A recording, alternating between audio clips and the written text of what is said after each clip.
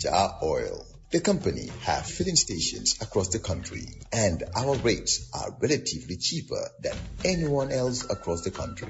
Jah Oil is the biggest producer and distributor of cement in the country with the most competitive prices in the market.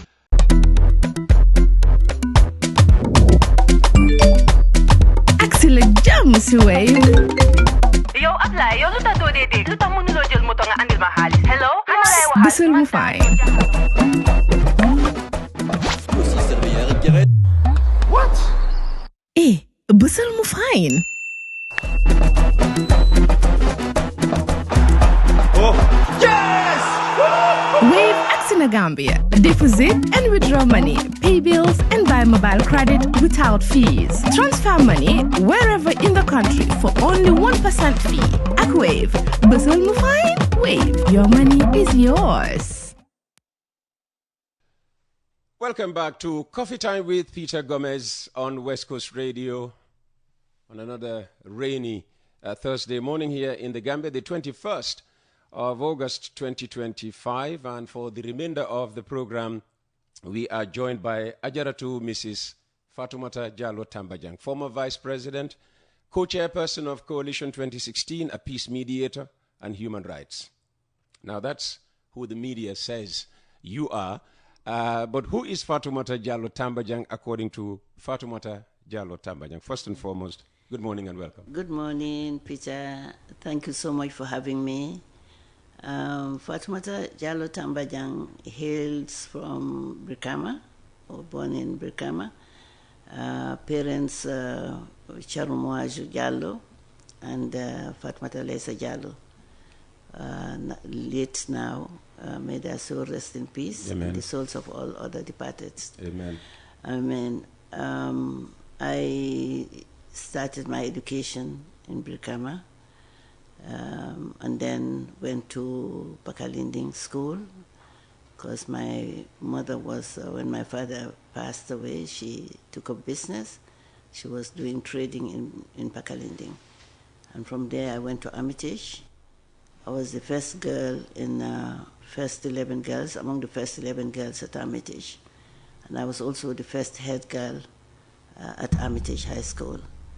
From there, I went to marry in Congo.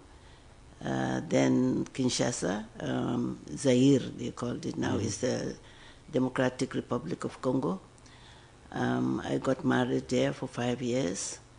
Full-time, 24/7 housewife, caring mother and caring wife. After that, I came back when the former president, the late president, Mobutu Sese Seko, deported the foreigners. I came home with my children. And then I started teaching at Brikama Junior School for 2 years. While I was teaching, I was also attending Alliance Française. Initially, I wanted to be a medical doctor, but that was just my calling. But man proposes and God disposes. I eventually, with 4 children, I decided to branch off and do diplomacy and development. After that, in the 80s, from there I went to Dakar University with 4 children, Dakar University. Then I also went to Nice, University of Nice in France. I hold a bachelor's in Licence ès Lettres, in modern letters. From there, just luck came in and I saw an advert with UNDP Banjul. I applied and I was appointed as, started from being assistant program officer and then rose to being the most senior national policy and program advisor. I spent 14 years in UNDP Gambia. After that, there was a change of government under the leadership of President Yahya Jammeh. I was appointed as Minister of Health, Social Welfare and Women's Affairs. I resigned from my UN job, UNDP job, and with the sole purpose or maybe goal to work together with His Excellency and brother Bibi Dabo, Bakar Bunja Dabo, and others. He was part of the Jammeh regime. Jammeh regime. And we all had the common goal of supporting, helping and guiding the junta to return the country to democracy. We did everything. And to the extent we succeeded. Personally, I was able to champion return to democracy, to champion the cause of the country. I was able to influence the lifting of sanctions on the country by attending ACP meetings, EU meetings. And here I must say that I was really supported with the government. The country was supported by His Excellency Abdou Diouf, who was then the former president of Senegal, and his government. I knew him through a friend of my sister, Professor Njoro Njai, my late sister Ruki Jallo, may her soul rest in peace. Amen. She introduced me. When I was going, I said, well, I needed to have a connection at the highest level to support me, to support my delegation, Bami Jan, and then her former PS. And also you had also the seasoned sister, Ajwa Sao, Ruth Sao. I also had Ted Sao. They all were a very strong team. We worked together, worked very hard. And His Excellency Abdou Diouf and his government really supported our voice to have these sanctions lifted. That was the initial stage. They gave us agreement in principle, and then I had to follow up. I went to Rome, then went to Gabon, and then the President Omar Bongo, His Excellency President Omar Bongo, also supported the cause.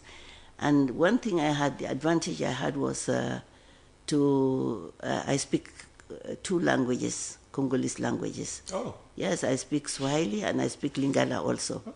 So I was able to lobby the Congolese team, which were very, very difficult, to support the Gambia. From there, they ended up lifting the sanctions. EU lifted the sanctions. And then within the ministry, I decided, because of my little experience in the UN system and perhaps age, I was able to really work closely with President Jammeh. And I created a space for myself through negotiations, diplomacy, and humility to advise him on the best way to really work in the interests of the country. I championed the cause of the release of so many detainees, the former government officials. Most of them were detained and incarcerated. And being the social welfare minister, I had the moral responsibility and also the commitment in the eyes of God to really convince him to release them.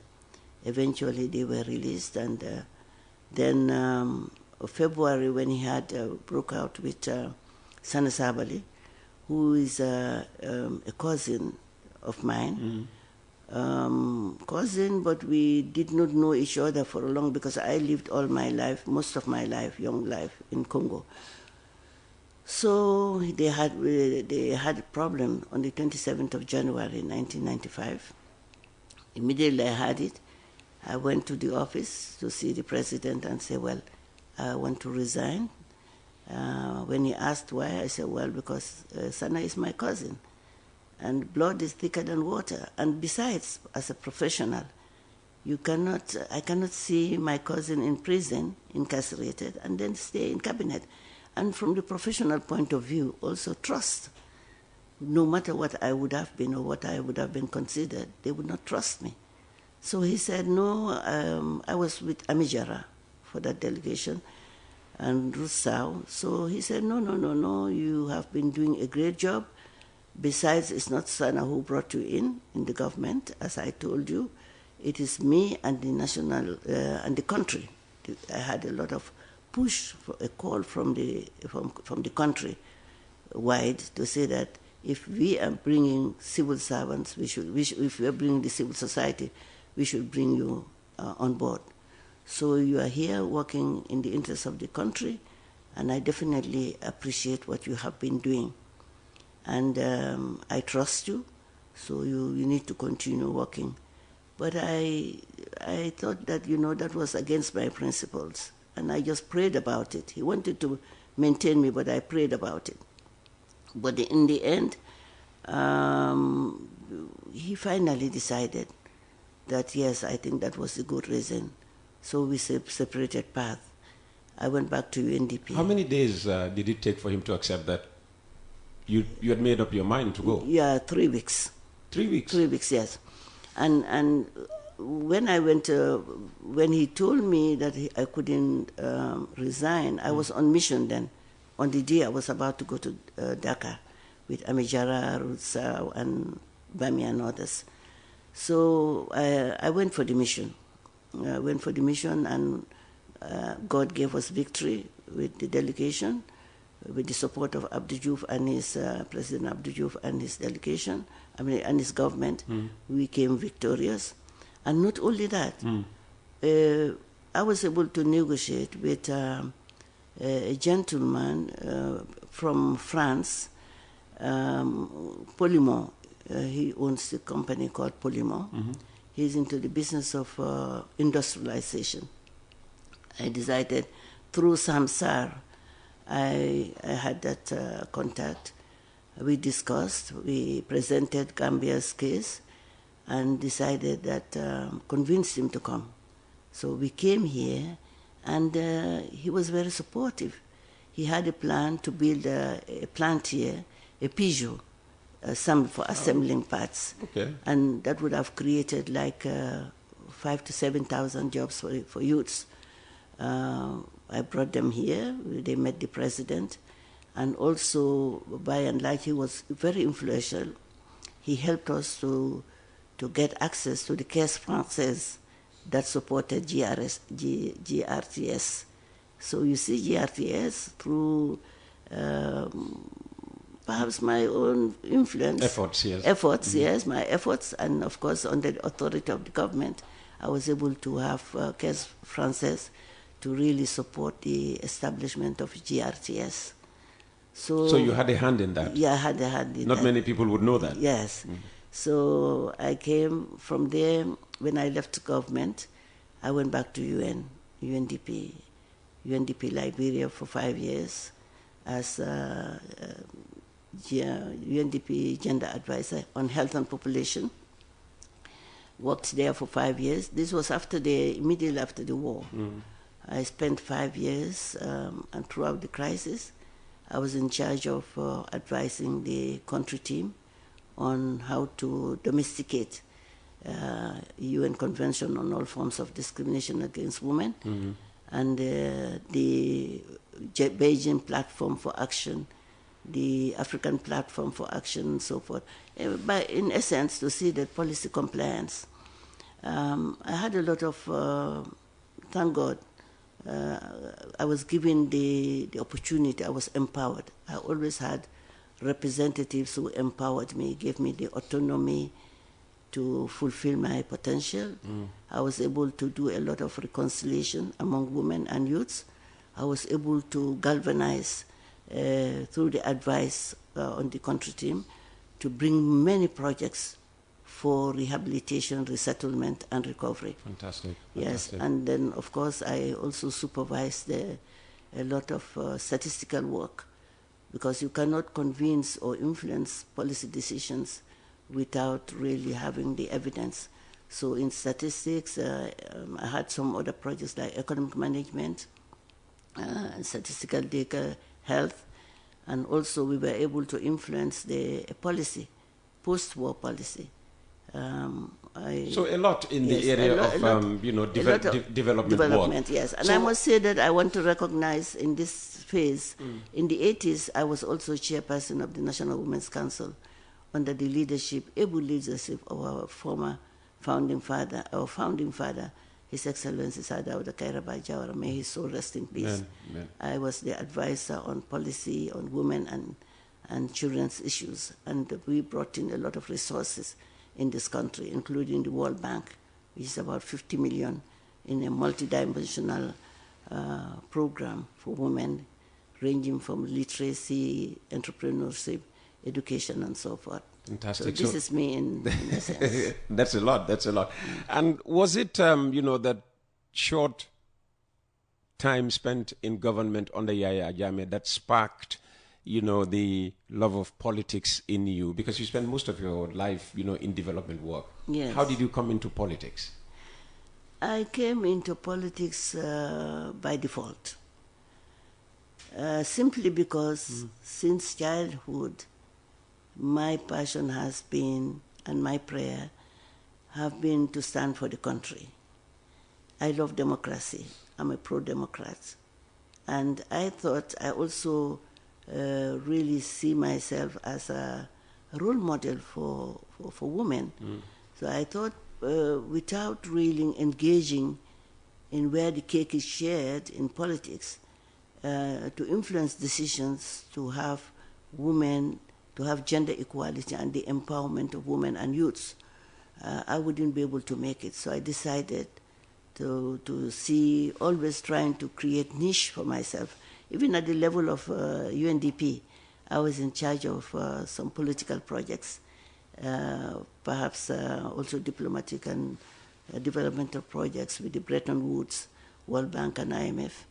And my aim was always trying to scrape dollars to give projects, create projects in rural Gambia, such as the small ruminants projects, the rangeland development of the Dankunku, under the Chief Sajamboj.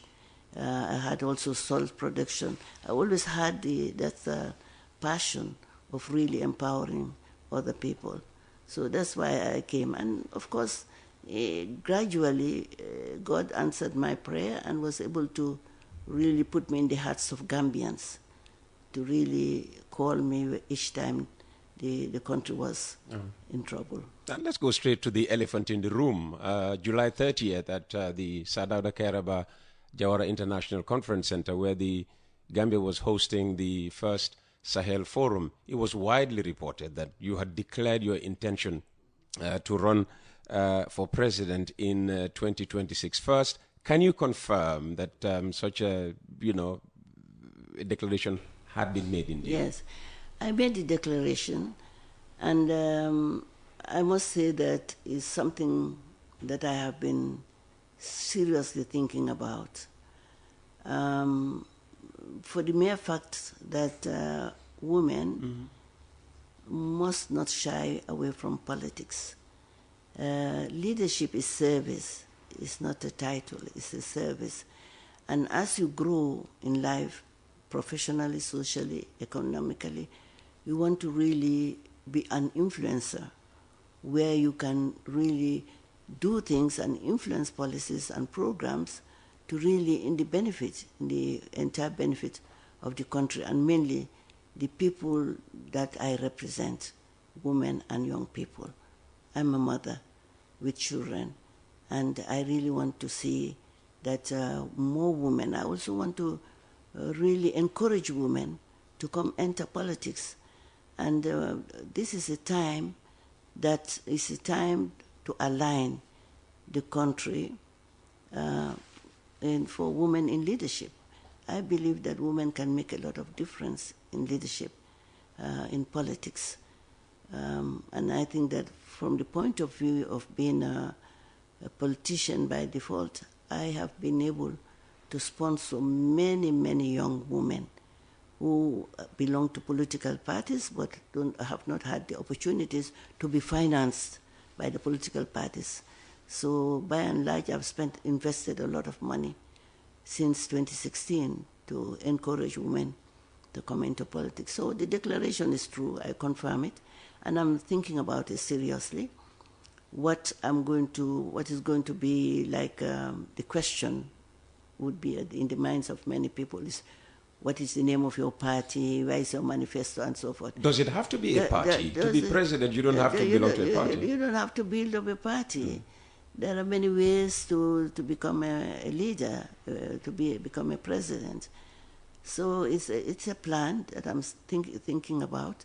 So I would call on all my Gambian sisters, brothers, and parents, and so forth to continue to pray for me, so that God would guide me. Because everything I pray for God to guide me. If it is in the best interest of the country, I want God to bless my declaration. If it is not in the best interest of the country, I want God to guide me to do what is best for me. But by and large, I must say that I thank God for everything, because I left the government in 2018, June 2018, and apart from leaving, since after separating with the government, I have been working very close with government. Oh, you have? On my own initiative, at my voluntary service. From time to time, I would call on His Excellency the President Adama Barrow just to go and sit and talk about national issues and give him my little advice on to how much we can do. Because at the end of the day, I have a role and responsibility in this country. I have a stake in this country. As a senior citizen, I must not sit and say, Hamon Nako. Okay. But since you made that declaration, how has it affected your relationship with President Barrow? I mean, somebody who trusted you enough at one stage, you know, to make you actually his first vice president. I have not spoken to him since that time, but I intend to call him, because I call him from time to time. Like if you have national mourning, I call him to sympathize with him. When there are hot national issues, I call him to discuss with him. And sometimes he calls also back when we have feasts also, national feasts, like the Eids, we call each other. So for me, we have perfect relationship that will not be making a declaration to vie for the 2026 presidency. Should not deter our relationship, because Adama is married to my granddaughter, Fatoumata Barbaro. Her Excellency, the First Lady Fatoumata Barbaro, is my granddaughter. Oh. So no matter what, and for me, being the person I am, I don't hold grudge, and I don't encourage anybody to be angry against me. Well, even where I succeed to be a candidate for 2026, I will work with him. I will work with all political parties, because at the end of the day, we have a common goal, which is to advance the Gambia in the interest, peace, security, stability, and prosperity for all. And what about, you know, those other political parties, the parties outside government, some of which you worked with in cobbling together the 2016 coalition? Yes. I was the co-chairperson of the coalition. Yes. And Peter, it was really interesting. I benefited from our cultural values. That's respect for the elders. Really, the 7 political parties leaders here, more experience in politics. We'll get into that later on. I just want to know some of these, like DOI, like UDP. Yes, all of them. Hearing you say now you want to contest in 2026, in other words, you know, challenge their own leaders. Yes. How, you know, if you know anything about that, how have they reacted to your declaration? Yes, they haven't reached out to me, but okay. I can really vouch that they will support it. They will support it because they have a lot of respect for me, and they trust me. They trust my leadership, and this is evidenced by when I was co-chair of the coalition 2016. Yeah, they considered me as a mother, as a sister. They listened to me. So I'm sure, and I'm going to reach out to each one of them. Okay, just to know what they think about your declaration. What they think about the declaration, and I'm sure that they will support it. Okay, all right.